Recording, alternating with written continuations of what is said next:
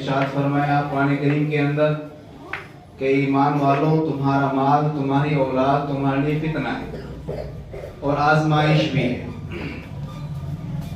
مال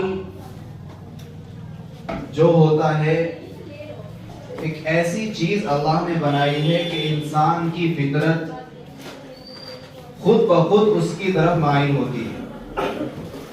اسی لیے فرمایا کہ مال کی دو قسمیں ہیں، ایک طبعی ہے اور ایک عقلی ہے۔ طبعی یہ ہے کہ ہر انسان کا دل مال کی طرف کیا ہے مائل ہوتا ہے، چاہے وہ کوئی بھی انسان۔ ہم کسی گاڑی والے کو دیکھیں، کسی بنگلے والے کو دیکھیں، کسی پیسے والے کو دیکھیں تو ہمارے دل و دماغ میں بھی یہ بات آتی ہے کہ کاش ہمارے پاس بھی یہ چیزیں ہوتی، کاش ہمارے پاس بھی